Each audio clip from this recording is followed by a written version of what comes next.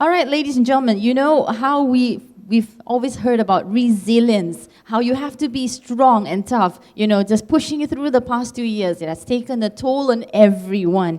In fact, if not mistaken, recently, I read in one of the medias recently, I think the number of mental health cases has increased, I think about 20% or something in Malaysia. Recently, it was reported. So not only must we take care of our health, physical health, but also our mental health, mental resilience. That is something which will make us, go through the next chapter, the next episode, as we welcome the recovery for our tourism industry. So, ladies and gentlemen, for the very first panel session, it is very much related to this, and this is something which I think is a very good topic to start off first.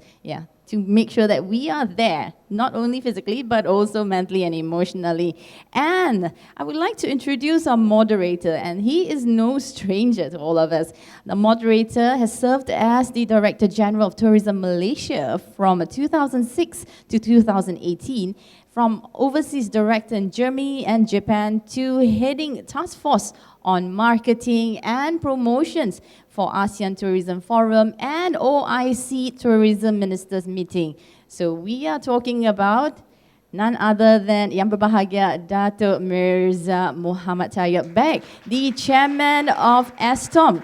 He is well known for being a leader in promoting Malaysia Truly Asia campaign and has formed MISAP, Malaysia Convention Exhibition Bureau, Malaysia Shopping Secretariat and Development, golfing tours to Malaysia, marine tourism, cruise, sailing, sport, and all sorts of. I think, he is so popular. Datuk, can you please have a seat, take a seat. And from this, retiring from the industry, Dato is still actively helping the travel industry, travel trade practitioners and scholars on the industry's matter in a consultative capacity. And joining him on stage, of course, we've put up a team of panelists, and they're also very, very much an expert in their field. So let's welcome the very first member of the panel. It's none other than Dr. Ruth Sabina Francis, who is a senior lecturer and program director, School of Hospitality, Tourism and Events, Taylor's University, and she has 20 years of both industry and teaching experience. So she's been there, done that, and she can even teach. And she has been awarded the Young Women Achievers in the field of hospitality for her teaching and learning practices for the year 2016 by the Center of Women Empowerment in India, and as a trainer of certified trainer, she has also conducted various training programs for hospitality industry personnel in Malaysia, and is an active reviewer of various journals, namely E-Review of Tourism Research in Scopus Index body. All right, so ladies and gentlemen, joining her as well, we have a few more to invite. We'd like to invite Ms. Dee Dee Quah. Ms. Dee Dee Quah is a qualified certified meeting professional and is globally recognized for her contribution. And she has over 13 years of experience as PCO in her forte as budgeting and sponsorship of conferences. So she is also the Vice President of Conferences for Masios, and also, since the pandemic started, she has actively been involved in drafting the SOPs which are approved by MKN for the business events industry. So without her, we wouldn't be having these business events, right? So she's one of the key players as well in drafting. And we'd like to invite next Associate Professor Dr. Prem Chandrasekaran, who has been the head of Neurobehavioral Services of Penang Adventist Hospital since 2002 and has served as the head of medical unit at Penang Adventist Hospital. And he's also the founding chairman of the chapter of psychiatry as well as council member of the College of Physicians.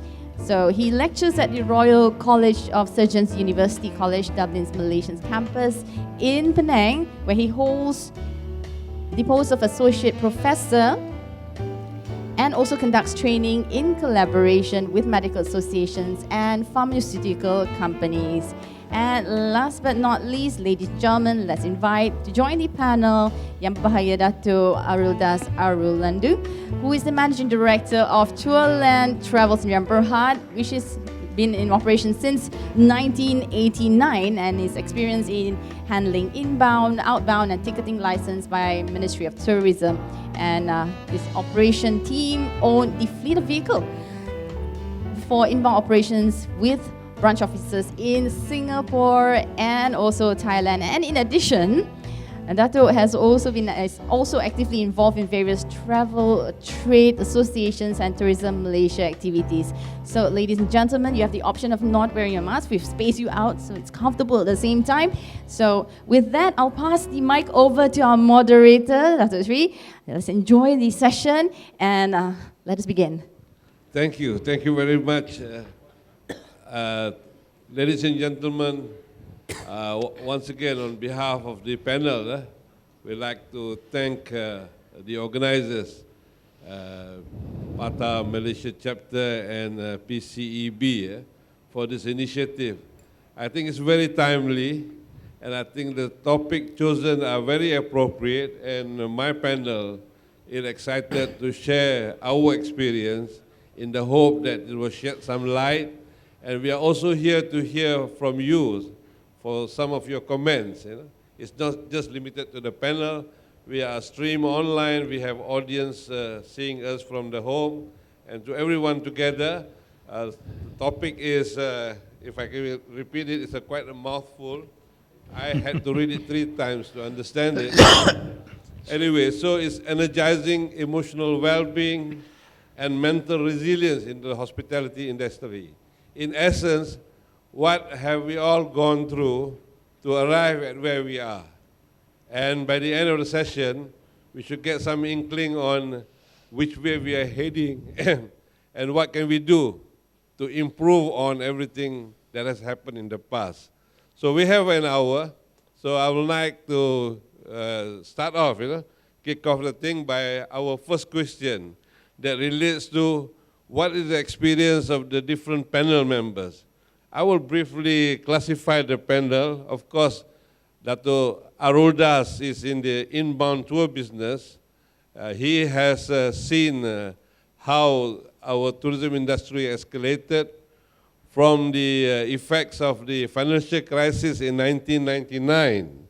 We saw the ups, and I think at this point, it has gone back to even much lower than anything was even in 1999. And we have Dr. Ruth Sabina Francis. She is from Taylor's University. She is in fact, have been following on what's happening on the path of the human resource development, employment, training, upscaling. And she will be sharing her experience on exactly what is happening on the employees' part. Then we have Miss Dee Dee Quah from the conference partners, medical conference partners. She is in Masios, who's going to speak about one specific segment that I think survives on having everyone together. The MCO, or whatever we call that, was an attempt to make sure we are always apart. And she's here to say what's going to happen in the future of bringing people together. In fact, for me, myself, this is the first time in 3 years that I'm assembling in such a big group in a conference. So we want to hear from her own insight on what the position is and what we can expect in the future. Of course, we have Associate Professor Dr. Prem Chandrasekaran, consultant neurophysicist, neuropsychiatrist from the Penang Adventist Hospital. He's going to speak about what's happening to the general public, basically the psyche of what we call as our target segment, the people who are traveling, the people who are involved in the industry, and see what it has done, these 2 years that we have come through. So let me kick off we go in this order, yeah? That's Arul. Can you very briefly describe, what it has been for you in the last 2 years? Thank you, Chairman. Last 2 years is not a journey. We are just standing in the same place what we started off in 18 March 2020 till today. The journey has been tough. We put resilience of mental resilience. Sometimes I take emotional resilience also. And it's not only for the staff. It's not only for the employee. Even employers also has got the same. I think a lot of us is out of business. A lot of employees has changed their profession, changed their role of work, what they're doing. So it has been challenging. We are looking forward what is going to happen on the 1st April onwards. I think that is the thing, that 2 years worth waiting, and this comes on the 1st April. I think we'll take off from that. Thank you. How about you, Dr. Ruth? Thank you, Dr. Mirza. I think tourism industry was the first to be hit, and it's definitely the last to recover as well. And the past 2 years has been a big roller coaster ride in terms of hospitality, the numbers, the employees, the target students population coming into the industry, how the industry is going to rebound, because it was a big ego slap by the nature itself. So it was a bit difficult for us, but we just need to shift our thinking. And I hope come April, we will definitely rebound back and we will be resilient. So looking forward to it. Okay. Okay. To you, Ms. Dee Dee. Thank you. Just like the tourism industry, the events industry, the business events industry was also hit the same way. We were also the first to close down immediately after the flight stopped coming in. And in the last year or so, although some of us have managed to evolve and we did adopt digital and you see hybrid events now, it is still not the same. And we are definitely looking forward to the 1st of April as well, where we can welcome everyone into a room such as this and pack it to the roof like we used to. Okay. And then to you, Doctor. Thank you, Mr. Chairman. I don't know whether, from a medical point of view, whether I can share those sentiments. We are looking forward to opening up. But the problem is, being in the medical line, we know that this virus is still around. And what's most important is to adhere to whatever SOPs that have been implemented. And hopefully, when that happens, if we can show people, especially people who come in for medical tourism, that we can be safe, that is very important. You've got to show them that they are as safe here as they are in their own homes. Then we can really move forward. So, in essence, in the last 2 years, I believe the worst is over. We're all looking forward to April 1, and following that, we hope that, by the year end, things will get back to its normal situation. Although repeatedly it has been told that we can only go back to the 2019 level in the year 2024. So we got another 2 years before we can, we can sit back and say that we have fully recovered from it. Okay, now, we heard what it has done to the different spheres. On the second issue I'd like to discuss is how ready are we for the revival? What to do at this stage of our industry? Do you see this more psychological than just a wordplay? So it's a question of readiness, Yeah, maybe, within the context of your own professional expertise, and what has been done and what do you anticipate, between now until the year 2024 before everything is back to its normal situation? Yeah, Chairman, I think the readiness, the industry is ever waiting, but it all depends how they sustain for last 2 years. The 2 years sustainability will have the impact on how fast, how ready they are. On the 1st April when it's starting, when the arrivals start coming in, are we ready for everything? I mean, in terms of transportation, staffing, things. So it all depends. The agents will survive through, tour operators have survived through for the 2 years, which I think they are ready to start. But the agents has lay off the operation temporary or permanently, we are not sure yet. But looking at the membership renewal from the various associations, I believe at least 70% are still, 70-80% are still around. And only thing they have stopped operation temporarily. So this will have a good start when the thing comes back. I think that is the market feeling now. It all depends on the SOPs and the protocol, all these things, how the implementation from the various relevant ministry. So say repeatedly what we hear is a lot of employers who had to release their employees may not find it as easy to get them back, because a lot of people released have got a chance to try something new, and they may have actually acquired some skill in the new area, and that will be a challenge for us now to retrain, get fresh people coming in, train and equipped with knowledge and experience to face a situation like the one we have faced before. Yeah. From the training sphere, how would you, shift from what was there before to ensure that the people you train today will be able to fit in Right. the environment in the next 2 years? Right, Chairman. Actually, in the past 2 years, there's been a lot of furloughs and people have been sent back, and suddenly calling them back is not as possible as it seemed to be. But at the same time, in my line of work, we get a lot of calls and invites from hospitality industry asking, can you send in students to just cover some part of the operations?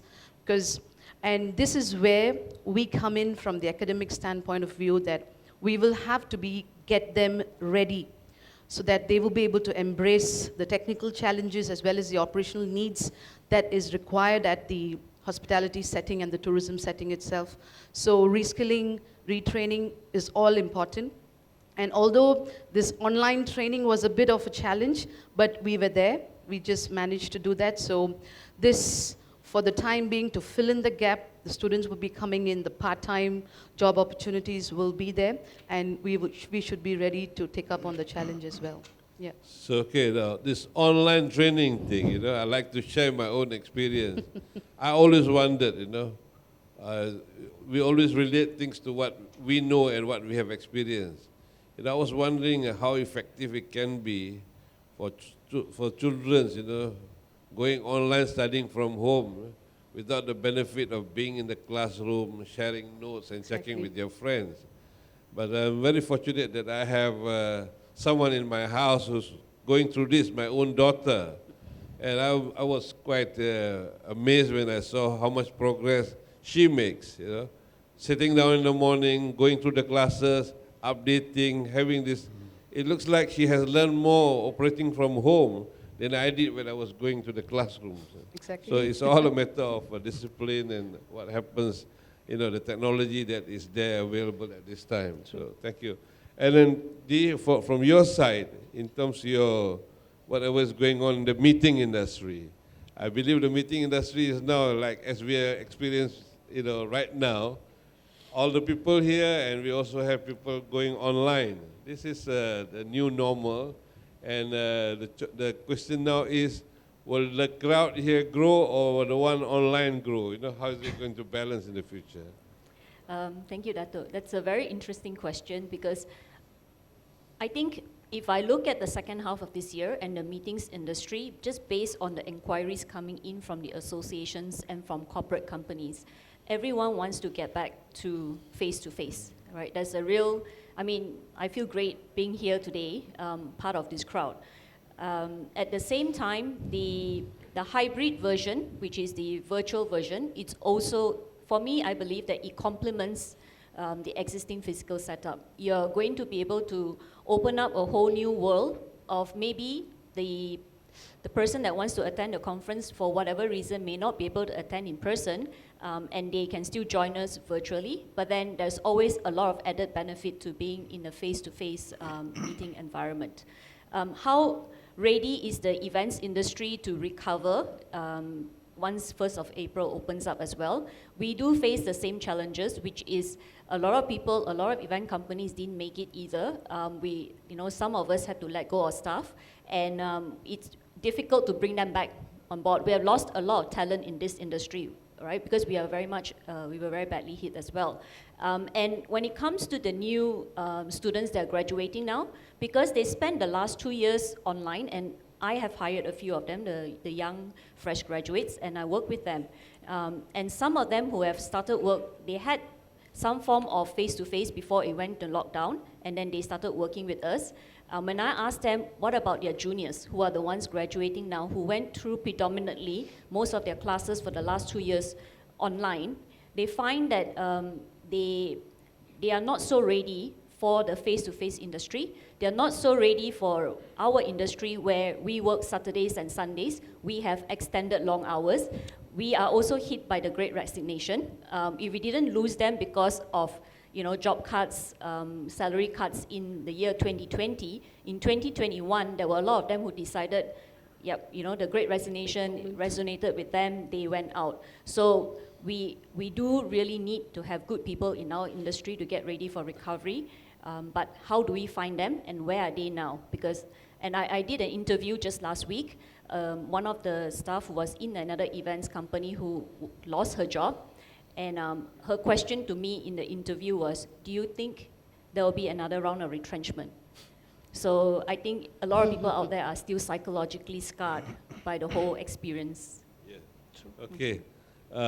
So the big question is, how does the future look like? There's something we all can predict, because I remember when COVID started, I never believed it was going to be more than 1 or 2 months.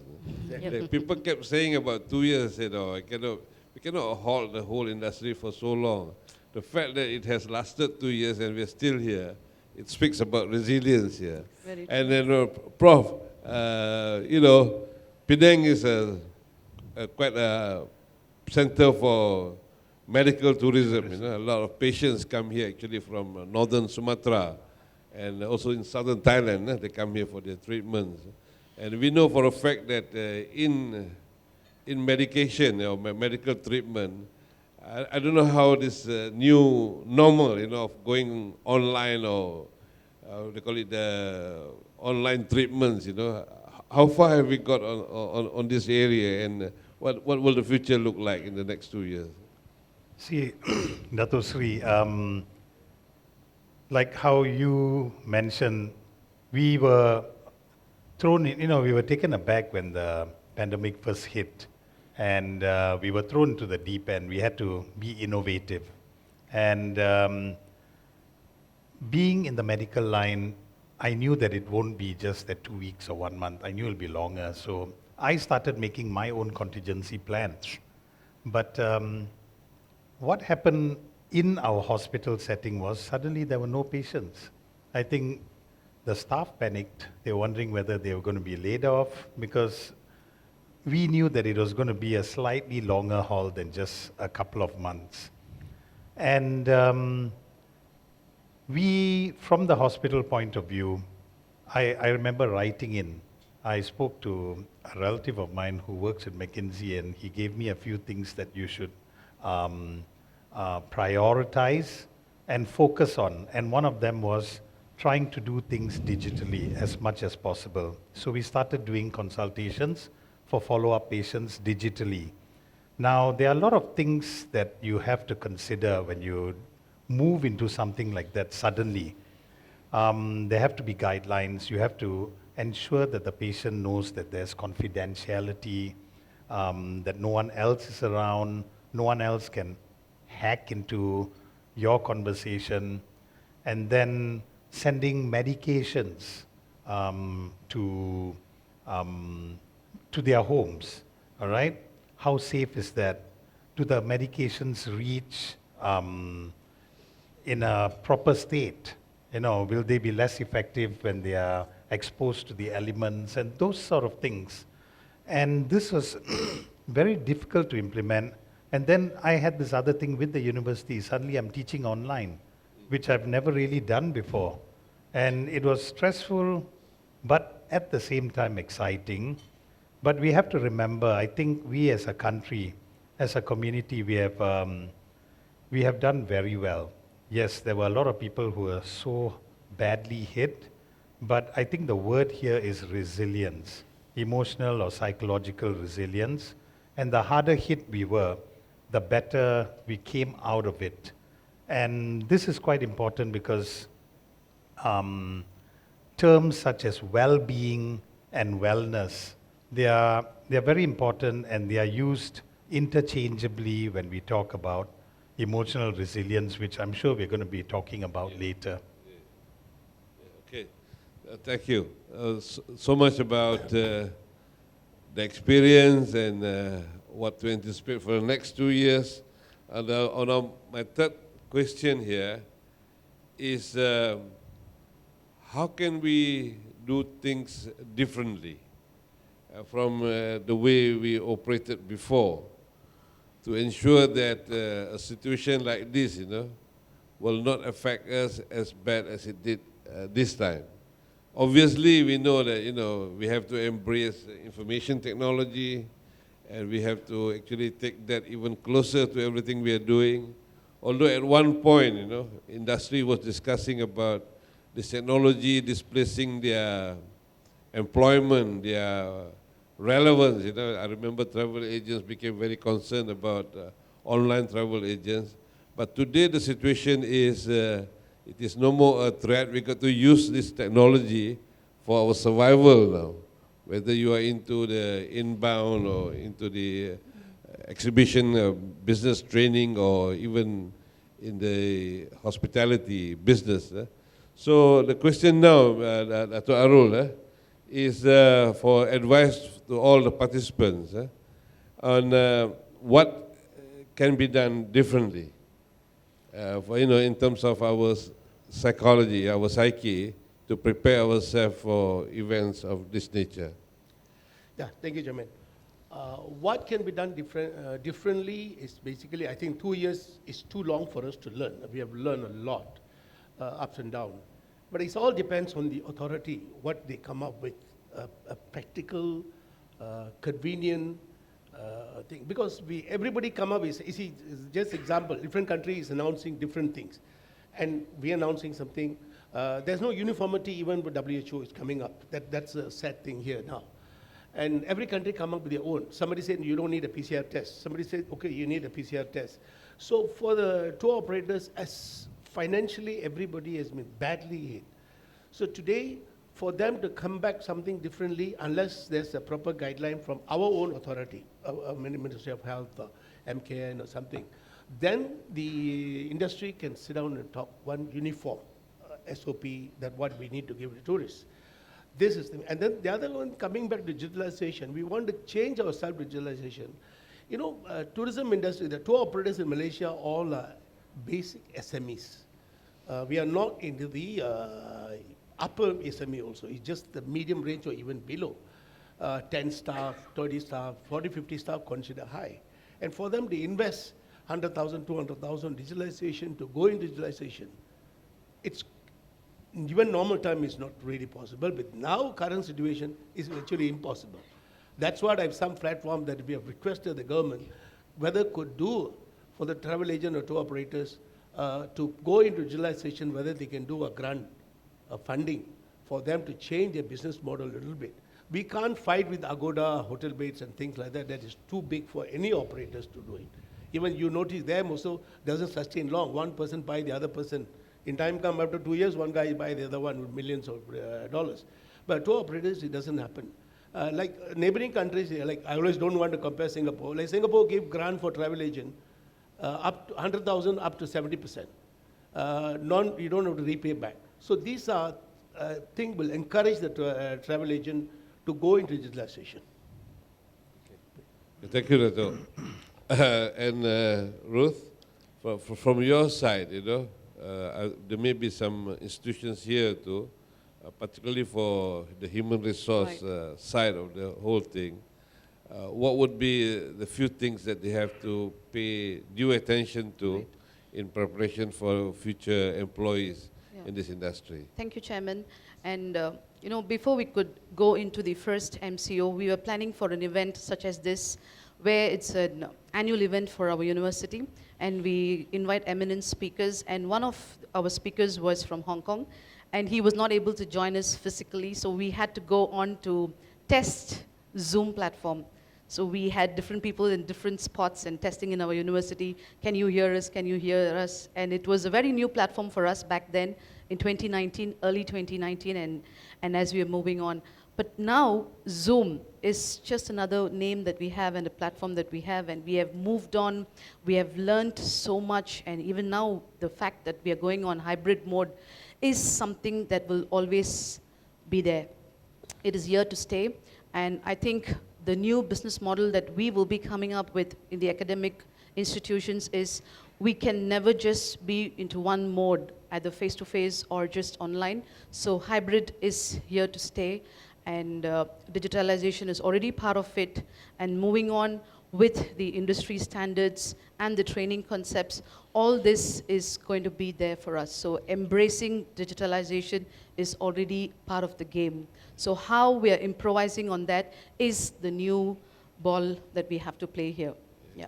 Yeah, we also occasionally hear that with this present trend for online teaching, the enrollments at a lot of private colleges are actually taking a hit. A lot of students are opting to, if you're going online, you can study in any university around the world. It won't be even the benefits of studying in Malaysia because cost of living is lower, safer environment, good training institutes, experienced faculty. It looks like the physical element is being Bit challenged now. challenged, So exactly. we got to work much harder Yep. in filling up the facilities, the Yep. physical facilities we True. have developed. So that will be one area that We have to everybody look will into. have Yep. to put their head together. And same goes to our meeting and conference facilities. A lot of investments were made in the past. There's a lot more being built now, and they naturally have to balance between having conferences with physical presence against having good attendance, but all coming online. So we have to look at the economics effect of it, and also how it affects business and enterprise in the convention industry. So what have you got to say, about this projecting into the future? I think, the future can go any way, right? Whether you go digital or whether you go, the good old ways. The most important lesson that I learned, and we're talking about mental and emotional resilience here, is the ability to learn, unlearn, learn, relearn again, right? For me, it was eating the humble pie, learning that I am able to go back down to basics, start to bootstrap again, eat Maggi mee, eat roti every day only, and start from afresh. The ability to do that and the confidence that you can do that will be the resilience that you need to face whatever changes that comes in the future. Whether we start to adopt technology or whether we learn to move the way we have always been doing things, embrace hybrid, or look at what opportunities there are in terms of organizing even better face-to-face events so that people will pay extra to come for a face-to-face event, all this comes back to our mental psyche about being adaptable, being agile, and being willing to relearn no matter how old we are. So that's my take on it. Okay, thank you. Prof, I have this question, when all this started, COVID, the patients and people who were affected were confined to only government hospitals and government institutions.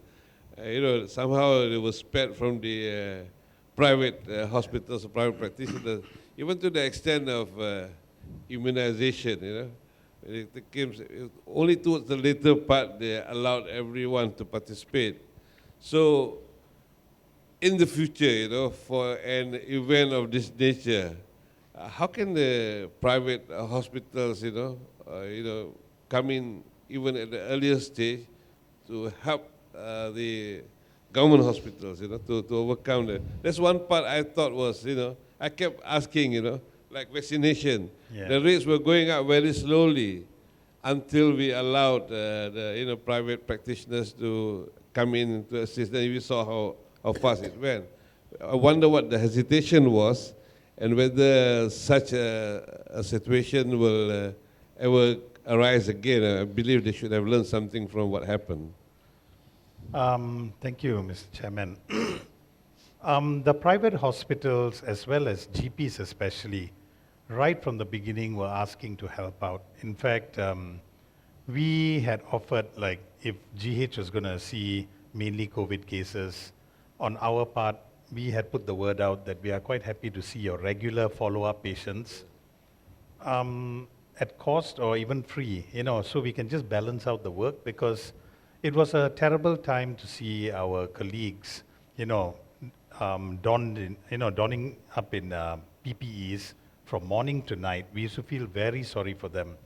For us, just to go in to see one patient who's suspected to have COVID, putting on that PPE, you're sweating, So we offered, but I think the government had a sort of framework where they said, no, let us handle this first. And later they started allowing us to help out. So some elective surgical cases that had to be delayed for months, we started doing it in our hospitals. And then they allowed the private sector to vaccinate. So in my hospital in Adventist, we opened a PPV, and we were helping. And that definitely helped, especially when the GPs got involved. And that gave a sense of accomplishment to everyone, whether you're from government or private, because you're helping in this pandemic. That's what we needed. When this pandemic started, I mentioned earlier job insecurities. People were scared of traveling. Of course, we couldn't travel, but even crossing the border, even going for, when they eased up on restrictions, people, bookings were made, but people were still scared. Now, all these things do increase your resilience. It does. And when you look at it, we have to look at what I mentioned earlier, well-being is, which is basically a process of living a good life. Whilst wellness is a construct of you being mentally and physically well. How do we move forward from this in terms of medical tourism, all right? In terms of continuing to help out, or even in the hospitality industry? We need to pair well-being with wellness. You've got to assure people, all right, that when they come to you, that they are going to be safe. You've got to promote that idea, all right? And repeat. You've got to show proof that you are safe, that authorities will take action if people flout SOPs. Like in our hospital, I kept telling them, even if the cleaners are not cleaning, show that they are cleaning something. They've just cleaned it, but keep cleaning, because then people feel safe. Okay, and then promote that idea and say that, yes, we are doing this. Please do not refrain from coming to the hospital, because you need your medication. And a lot of people relapsed because of it, especially those with severe mental illnesses. A lot of people ended up relapsing because they were scared to come out. So, when you allow the private sector to help out, I think you can be assured that we will do our part responsibly, and we'll work with the government and ensure that the patients do have a choice as to where they want to get their medication or vaccination from.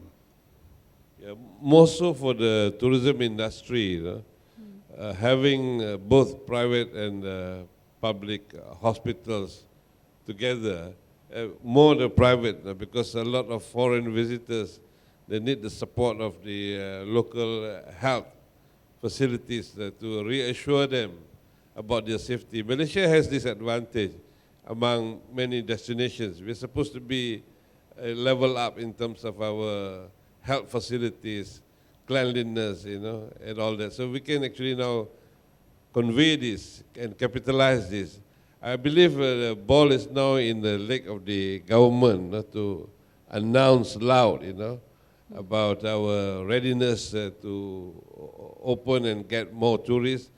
All the facility providers ready with the new SOPs and to actually attend to any situation where it warrants this reassurance. So on the part of the government, so I remember in 1999 when somebody said, what will happen for what was going on then, and I mentioned, I was in the government. So I said, when you are sick, a doctor becomes your favorite. But when you're healthy, it's the first man you forget. So I said, now the situation here in the country, there has been a lot of rumblings here and there if the government has done enough. So I'd like to ask from you, Dato Arul, about from your inbound tourism side, what has been done and what you hope will be done to support whatever you expect, on the part of yourself and your association. Arul happens to be also heading the national level association for inbound. So what needs to be done? On the top of my mind, I think I remember the publicity level of 1999 and 2000, the hype. We need to have that hype. Of course, after they are all assured that there will be no jerks after this, once everything is smooth, the hype, and then the numbers will grow. Arul, from your side, Arul, what do you expect and any suggestion? Yeah, thank you. I think basically from the relevant authority, I think Ministry of Health, the Ministry of Tourism, it's not fair to say they have not done anything to the overall SMEs. I think base subsidy was given, SOXO layoff 6 months, they were given, the SOXO insurance was given, moratorium was encouraged by the Ministry of Finance, and all the banks follow. Those has helped us compared to some other countries that we work with. I think we did get little more than some other countries, but we also got less than some other countries also, but we are in between. So I can't say totally they have not done anything. But the sad thing is along the way, like when moratorium is given, there are a lot of, 80-90% of our tour coaches are financed by leasing companies. And I don't think any one of us in the industry, we knew that leasing company doesn't fall under Ministry of Finance or Bank Negara. So when they approach Bank Negara, Ministry of Finance and Bank Negara, they say they don't come under us, they come under local government. We cannot tell them what to do. For first 1 year, you believe that March till I think somewhere around April last year, 1 year that we have to pay the loan of the coaches. And I think there are about 6,000 coaches here. Even 30-40% are still got finance, or even 50% got finance. You just imagine the amount of money the operators with zero income has to pay to the leasing company. Then after that, he came out to Parliament, this and that came back. I think some understanding came about. So they start doing it mid last year, the finance. This is one example. Other than that, the wage subsidy was extended across SME. The other problem was the government looked at SME as across the country, every SME business, not the hospitality. I know we are also part of the SME, but they did not look at it. The hospitality industry is the first to hit, last to recover. So our time frame is too long, but the government did not look at it that way. So whatever given to everybody, so when not stopped, everybody gets stopped. So this is something come back. There's one good example for this. They came up with SOXO rehiring program. So anybody who has not worked anywhere for 6 months, you can rehire them. The government subsidized 40% of their salary for another 6 months. So whatever salary the company agreed to pay, up maximum 10,000. But the closing date was 31st of December 2021. Where your border was not open, the tourism industry is not, and the time where the closing date, we don't even know, we don't have a clue that when we are going to open. But yet, it was not looked into it. Today, the announcers made 1st April. I'm sure that they should be able to look at it, at least come up with something, but nothing is coming up. Now we start recruiting people, and we don't have that benefit for another 6 months. If that comes in, it's a great help. As it is, the staff is no longer, half of the staff is no longer in the industry. They already gone to sell kachampute, nasi lemak, and all those things is gone. So to get back the staff is so difficult. Goes back to the coaches. Tomorrow you want ready to start. Earlier question was ready to start. We can talk in the room that we want to start, but you need a tour coach to be the airport to pick up the guests. You need a tour vehicle to pick up. A guide should be there to pick up. A driver should be there to pick up. These are big challenges that we are having now. This is what I said earlier, sustaining in terms of everything. Some of us, a few of us that I know, that we sustain ourselves. We pay from our saving, whatever we have reserved. We took a SRF loan, and then we sustain ourselves throughout. So tomorrow when we start, we know that at least 50% of our vehicle, 50% of our staff will be there. But this is not across the industry. This is a sad thing. We'll come back. Hotels do get subsidy with subsidy, and of course moratorium depends on the individual. But again, they have got a major staff problem now. No foreign workers, everybody has gone well. So these are the problems that we are facing. I think if the authority can look at it, single out the hospitality industry's problem and come back, I think that would be a greatest help at this point of time. Yeah, I'm sure something has been done, but the hope is that it is conveyed. You know, sometimes a lot of things are planned, you know, the communication is either delayed or not so effective. I hope it will be done.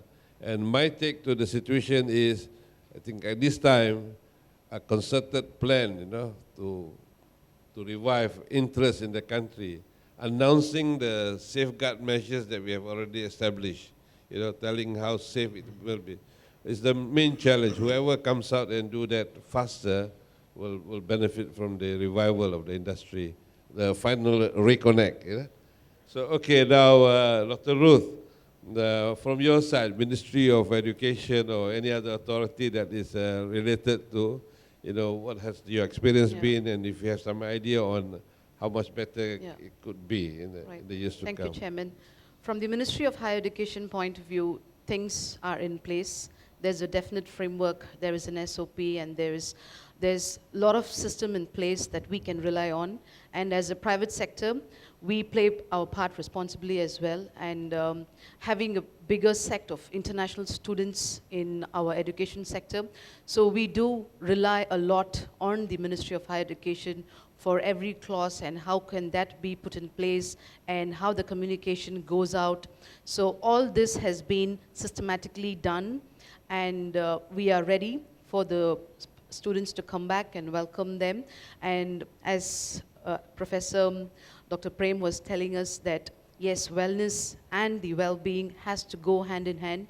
So we need to assure that we are ready to receive the students back, not only in the campus point of view, because before coming into the campus, it's the Malaysian airport, and then it's the journey to the airport, and then the place of living and the accommodation that they have to go in, and then coming into the classes, the infrastructure at the university itself. All this has to be assured that we are in place. And I think in that matter, Ministry of Higher Education has given us a bigger support, and we have received all of it, even the past 2 years and even now. So suggestion is how we are embracing it, how we are putting things in place is something that we have to respond to it quickly and timely. Okay. Here too, on the part of the authority is announcing it, announcing what is in place, what kind of assurance we can give to incoming foreign students or people involved in edutourism. Whatever we had before, let's not forget, was a result of a very huge. If we're talking about 1999, I remember that it was a massive advertising and promotion campaign. The word mega came from there. The mega sale, the mega fam, the mega this, So we have to look at a situation like that. Let me just share this experience that Dato Arul will know. When we started off with the India market, there was all obstacles. Visa issuance, flights, awareness level, they were all very low. So what we had in our command was enough money to do a massive campaign. We became the biggest advertiser and promoter in India, despite everything else becoming a constraint. The flights, the visa, we had crowds coming in front of our High Commission, literally like a big rally or demonstration going on. And that forced immigration to quickly think about increasing capacity, to issue more visa. And then the airlines were pressured, to have the flights and everything triggered. But the start point was interest level. the hype, like you boil water, everything else falls into place. So the boiling element, it will be the element that we'll all be looking out for. This calls for investment, and I hope enough resources will be allocated in good time for this to be done. So from your side too, you have a few authorities that come directly, in relation to your area, MySAP, also MOTEC, and the industry per se. So on the part of the government, what do you hope, or what would you, expect to be done to help ease your situation? Okay. I think overall, what we really need is clarity and stability. Once we announce that once we announce dates, we don't go back. Make the SOPs very clear so that all of us can plan. When it comes to business events, it includes conferences, but also a lot of trade shows and exhibitions as well. Now, all these takes a year to plan. So we can't just say you open the border and our whole industry, business events industry can just rebound tomorrow. No, we can only start planning, and it takes months for us to plan. But we know we can make it happen if we are given very clear guidelines and there's stability. The other thing is as well, we also want to have recognition, not just from Ministry of Tourism, but also from MITI and all the other Ministry of Finance as well. Because our industry, the business events industry, it's very vital to the recovery of economy. When you have a show like Mata Fair, everybody benefits from it. All the players in the industry benefits from it, and it actually helps to drive the economy forward and gives you, like you say, that huge catalyst, the mega burst that we all need, right, to recover. So what we hope is from now moving forward that the different ministries actually do sit down and engage with us together at one time, instead of us having to go one by one, knocking on each door to try to get our voices heard. And that's very important for us. Thank you. Okay, Prof, you did mention during the last segment on how much progress has been made working together, Yes. private and government hospital. If there's any other specific area that you'd like to share so that it can be looked upon to improve our situation for medical tourism and also for the general psyche of people who are traveling, to make sure they keep on traveling, or in fact travel more, to make up for the 2 years they could not travel. Yes. Dato Seri, we have to remember that we are social creatures. 99% of us prefer to meet up in person. Yes, the pandemic had caused us to not have that luxury, but as you can see from the turnout today, people have turned up. Yes, we embrace the digital era, that has somehow insinuated itself into our lives. But hybrid is the way to go. But at the same time, we have to also understand the pandemic is something that was unprecedented. It took us by shock. We have managed to overcome it, and I think our Kementerian Kesihatan has done a fantastic job. All right? I mean, you can't blame the government also for backtracking sometimes, because this was such a fluid state. But now they have made a decision. I fully agree with Dee Dee that you can't retract back on it and suddenly say after April 1st, on May 1st, we are going to close borders again. This is a virus we have to live with. This virus has caused a change in human traveling behavior.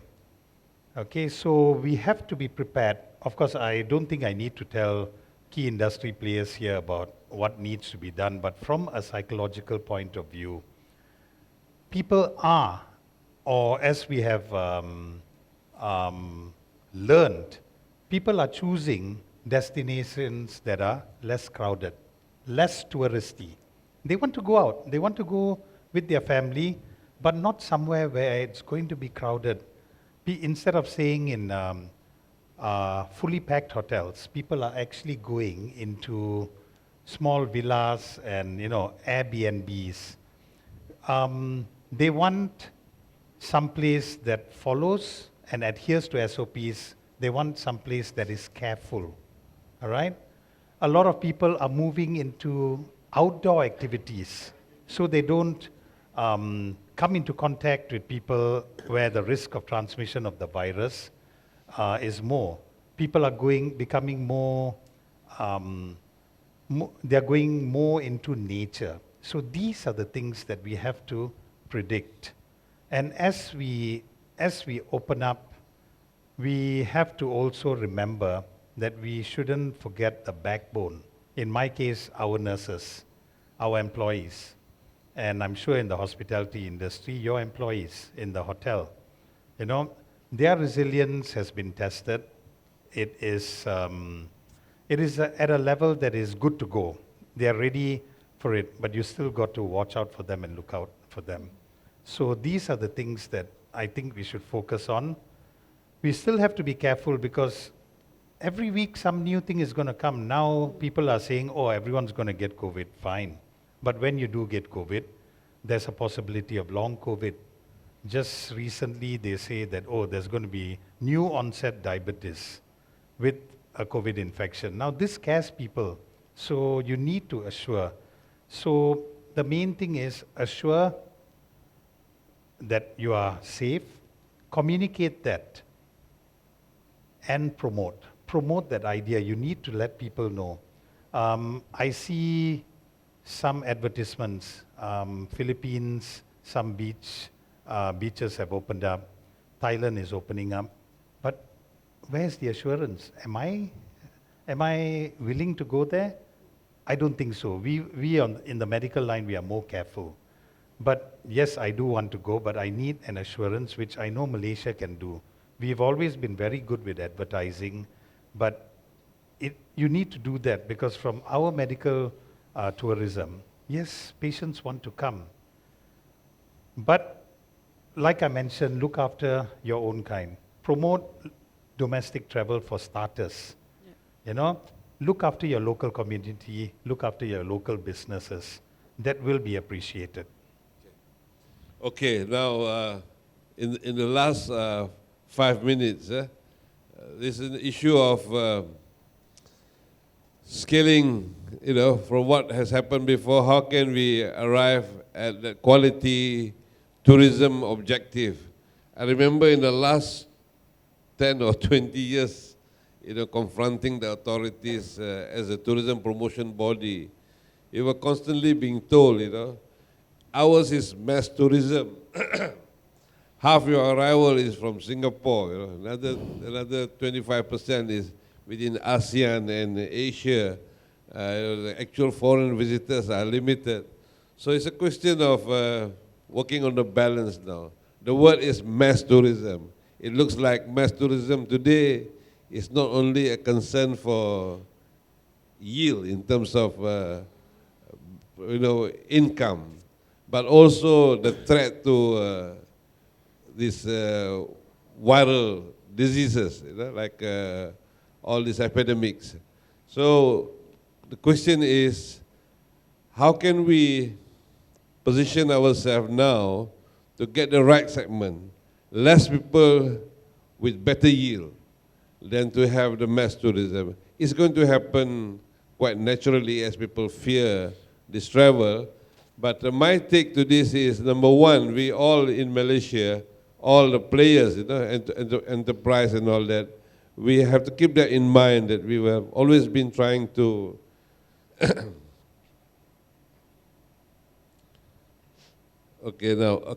So we have always been, there's another nature about Malaysians, you know, we are very critical, which is not bad. If you're not critical, you won't improve. But for once, you know, we all should come together and you know, say the good things. Because my experience was, unlike people from another country, Malaysians tend to be very critical about themselves and keep grumbling. And this doesn't help in regaining confidence. You know, people get worried when we speak about our situation. More so today with our political situation, nothing seems very uncertain. So as a result, people tend to be, you know, buying in that mood and having a lot of doubts and suspicion. We have to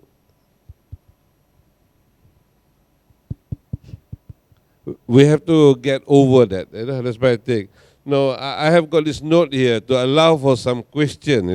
In the last few minutes we have. Now, may I open it to the floor and to all our people who are following online to ask questions which can be directed to any of the panel members, or make a general remark that we can share among the audience today. There's one question here. Is it working? Can you hear me? Yep. Okay. Our enemy is not only an infectious disease, but someone equally contagious are misinformation, losing fortune, lacking strong confidence, and forgetting the way we love. Are we ready? Wow, this is a long question. Who wants to take this one? Prof, I give it to you, Prof. Our enemy is not just infectious disease. Someone equally contagious, misinformation, losing fortune, lacking strong confidence, and forgetting the way we love. Are we ready? I think a lot of you through social media would have seen a Venn diagram at the beginning of the pandemic where we all go through a fear stage and an acceptance stage, that sort of thing. It was our first time dealing with it. I think most of us went through that, and most of us came out of it. I do believe this is still a learning process. Even after we open, there are going to be mistakes made, and we will learn from that. We've always managed to overcome it. The main thing is for those who still want to spread misinformation. I mean, we can't give any assurance. We don't know how it's going to be, But Australia has opened up. They seem to be managing well. The main thing is not to be too paranoid about it, but at the same time, you have to be honest and show proof that we are indeed trying. We are going to keep this place safe. I believe we are ready. I believe. That's my feeling. Yeah. Any other question from the floor? Comment, suggestion? You have to share some views? I'm going to combine, Professor, your statement of taking care and Arul's statement on staffing. You see, we are in a very strange system whereby you got the travel agents who wants to start, but they are, as you say, Dato Arul, they are in the kacang putih or nasi lemak or dosai sales. And they are quite comfortable with that. So how do we attract? Tourism Malaysia has played a major part, and so has NCR. Now, we need professionals to come in, because by getting newcomers from your industry, we are going to have a tremendous challenge. Tourism is a film production. You need to be very good. If you're bad, that's it, So my scenario is, if the government can assist, right, to pull out the professional, those who are very experienced, to pull out by giving a higher rate rather than the 1,000 or 600 ringgit, so that we can employ them. They were drawing a salary of 6,000, 7,000. Today they are working from home, doing their own cupcakes or whatever they are trying to sell online. If Tourism Malaysia or the Ministry of Finance can assist by pulling this crowd back at a higher rate, then the community is safeguarded. And we can then move on, maybe a period of 6-7 months after the opening, and then we can move on. Do you understand, Dato' Arul, where I'm coming from? Yeah. Because otherwise we are caught in a strange struggle. Yeah. So my request is, the request is actually to Tourism Malaysia and NCR, whether they can assist, in this. The second part is, exactly as Dato' Arul stated and Taylor's College officer stated, we are now in a financial difficulty. How do we pull out these vehicles? I recently heard in India they kind of wanted to burn 50,000 vehicles because they had to surrender it to the government, to the finance companies. Here, if we had surrendered to the finance companies, most of the tour operators would find that the finance companies also will sell it as a scrap metal. So what kind, we need to know, to move this industry, you can't put old vehicles, which those that are paid off. We need to look at with Ministry of Finance and with the finance companies, instead of 5 years financing, give us a 10 years bracket. A higher deposit, we don't mind. But that would help to nurture and to beef up the tourism industry. And then on the third point, Dato Mirza, you stated, and Professor, what is a safe method? I think most of us must be completely aware of the international travel safe programs that is being held. We need to get more travel agents to lock into travel safe programs. So whether they are ready, by all sorts of. You're right, Dee Dee, when you stated that we are not looking at digital. We are not looking at marketing hypes. What we are looking at is taking care of the community with us. Otherwise, we are lost. Yep. Right? Thank you. Okay. One common response to all your 3 points is we have to upscale our market segment. So since we are going to handle less, pay more attention, and we need to draw all these people that we lost, we have to look at upscaling and making the industry, using the benchmark of our neighboring countries. If their 5-star hotel is sold at 150 US, we should not be selling ours at 80, So True. all work towards that, and of course our employees who work here, get the experience and end up in our neighboring countries will remain here, or perhaps we will get employees from those countries to come and work here. It's upscaling. So issue number 1 in the tourism industry was our industry has grown by volume, by numbers. But in terms of upscaling, I think the last 2 years should have taught this lesson, that let's capitalize on what we are strongest at. I remember in China, even before COVID, there was this campaign going on, lung washing campaign. They used to go up to Jeju Island in Korea.